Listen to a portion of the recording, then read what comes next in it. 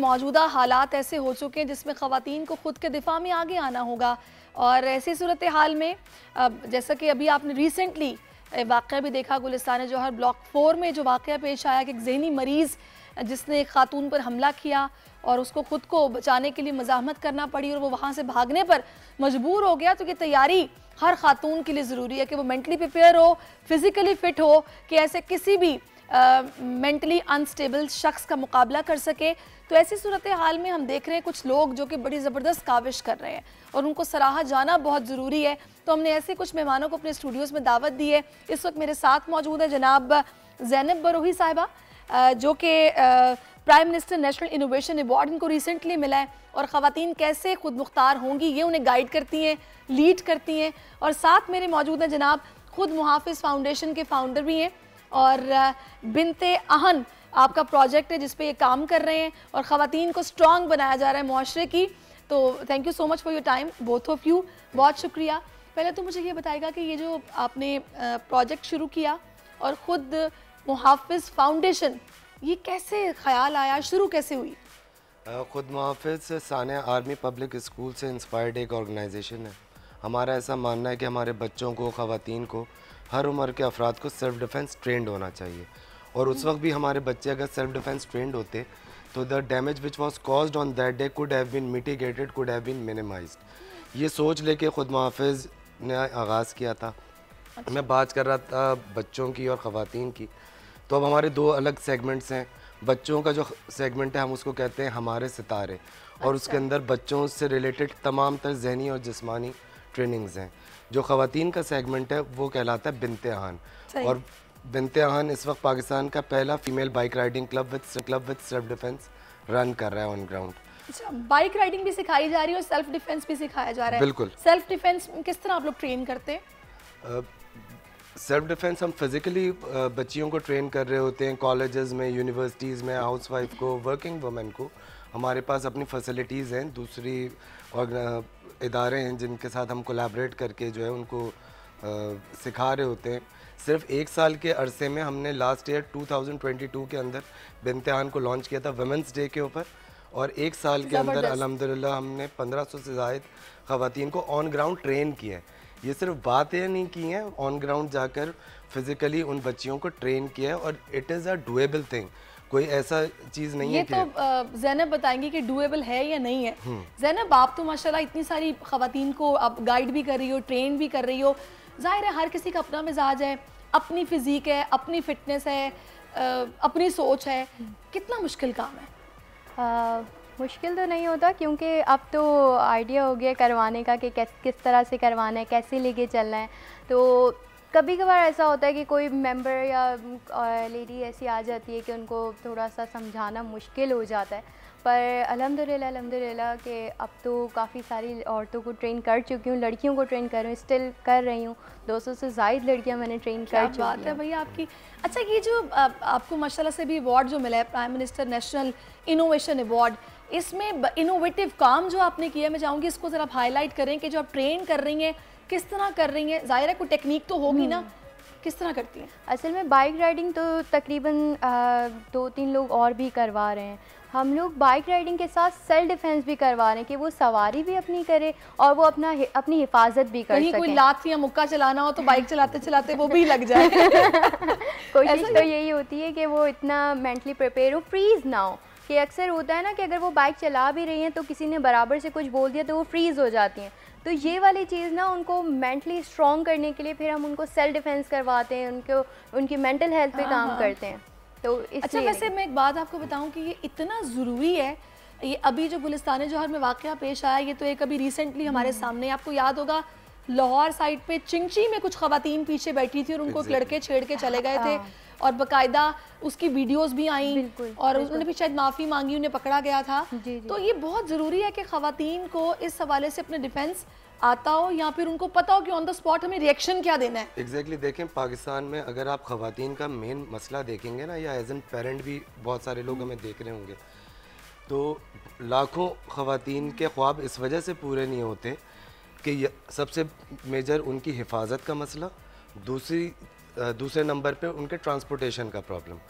कि अगर college university बच्ची ने जाना है तो वो कैसे जाएगी, आना जाना कैसे करेगी।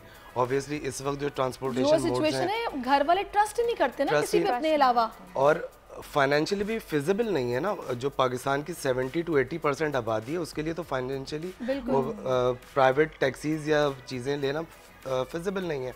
और पब्लिक ट्रांसपोर्ट के अंदर हैरेसमेंट के इश्यूज़ हैं, उसके अंदर अगर आप चिंची हो या बसेज हो, इवन कोई भी आप पब्लिक मोड ले लें तो उसके अंदर हैरेसमेंट का कहाँ पर ऐसा है जहाँ ये मसला ना हो।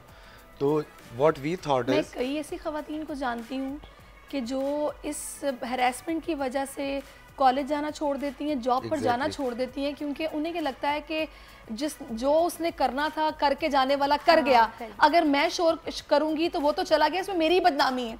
तो वो ये सोचती हैं कि हम बेहतर है कि घर पे इस ट्रॉमा से बाहर भी नहीं आती और अपना करियर वगैरह सब कुछ, पढ़ाई छोड़ के सब कुछ छोड़ के बैठ जाती हैं घर पे। फिर वो बाद में ख्याल आ रहा होता है कि यार काश कर लेती, काश में ये हो जाता। तो आप पहले ही स्टेप ले लो, पहले ही अपने आप को इतना स्ट्रॉन्ग रखो कि आप माशरे में निकल सको। सही बात। अगर आप इतने ऊंचे ख्वाब देखते हो तो फिर आप अपने आप को तैयार भी रखो इन सब चीज़ों। अच्छा उमर साहब, अभी ये जो आपने गुलिस्तान जौहर का वाकया देखा है, इस पर आपकी राय क्या है? देखें, अमूमी तौर के ऊपर मुख्तलिफ माशरों में ये चीज़ें कहीं ना कहीं एग्जिस्ट करती हैं, हमारे यहाँ कुछ ज़्यादा हैं। हमारे यहाँ इस वक्त हर दूसरी औरत हैरेसमेंट का शिकार है। सही।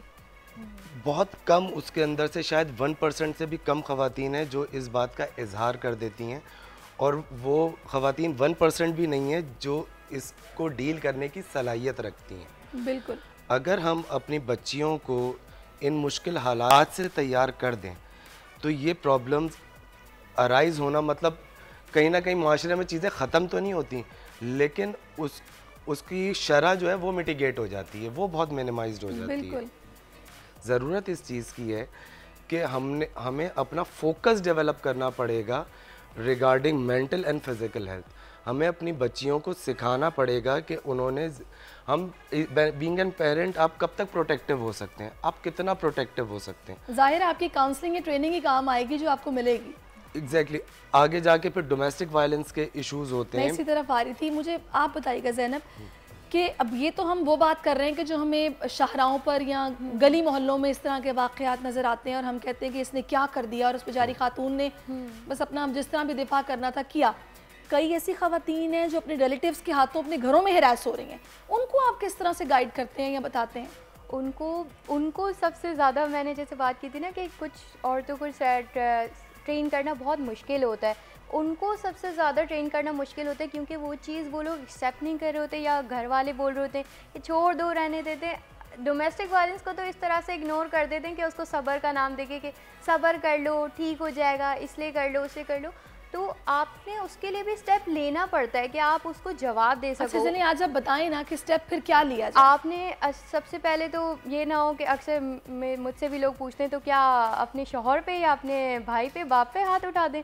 तो मेरा ये कहना होता है कि आप पहले अपने आप को ख़ुद को मेंटली स्ट्रॉन्ग करो। जब आप एक दफ़ा उसका हाथ पकड़ के रोक दोगे ना तो वो दोबारा हाथ उठाने की हिम्मत नहीं करेगा आप पे। ये नहीं है कि आप उसको चढ़ के मारने लग जाओ, पर आप एक दफ़ा उसका बढ़ता हुआ हाथ अगर रोक दो ना तो वो दोबारा हिम्मत नहीं करेगा आपकी तरफ बढ़ने के। सिर्फ आप इतना मेंटली प्रिपेयर होने चाहिए, आपकी आवाज़ में इतना ज़ोर होना चाहिए कि आपको वो दोबारा पलट के आपके ऊपर तशद्दुद ना करने की कोशिश करे। और अगर ज़्यादा कुछ तशद्दुद हो जाए तो फिर आप सेल्फ डिफेंस की तरफ आएँ कि आप उसको अपने आप को ग्रिपिंग से छुड़ा सकें, या अपना वो अगर आपको गला, अक्सर लोग गला दबा देते हैं तो आप गला दबा रहे हैं, इसके लिए फिर अच्छी खुराक और अच्छी सेहत का होना भी ज़रूरी है। अच्छा उमर, मुझे फाइनली बस आप ये बता दूं कि टाइम बिल्कुल ख़त्म हो गया, आपके नेक्स्ट प्लान्स क्या हैं? अब हम ये चाहते हैं कि इस वक्त हमने एक नेशनल अवार्ड पे चला गया, हम ऑलरेडी जीत चुके हैं। ठीक है। सिंध गवर्नमेंट को हमारे साथ ऑन बोर्ड होना चाहिए। चलें जी, अल्लाह करे कि सिंध गवर्नमेंट भी आप लोगों के साथ ऑन बोर्ड हो और ये मामला, ये काम जरा जल्दी हो जाएं। अवाम के लिए एक और मुश्किल, आटे की अदम दस्तयाबी पर अवाम परेशान। आटे की फराहमी खासी मुश्किल का शिकार है और अवाम को मुश्किलात का सामना है। शदीद गर्मी में यूटिलिटी स्टोर्स के बाहर लंबी लंबी कतारें। घर में आटा नहीं है, घर वाले जो है ना हम लोग तंदूर के आटा लेके, रोटी लेके जो है ना उसी पे ही गुजारा कर रहे हैं। बोल ने निभाई सहाफती जिम्मेदारियां, पहुंचाई घर घर ये आवाज। यूटिलिटी स्टोर से सस्ते आटे का हुसूल शहरियों के लिए ख्वाब बन गया। बोल न्यूज हकायक सामने ले आया है। आओ मिलकर आवाज उठाएं, पाकिस्तान को बदलें बोल के साथ। बोल बना अवाम की आवाज, अवामी शिकायत पर बोल ने किया मुताल्लिका इदारों से मुतालबा।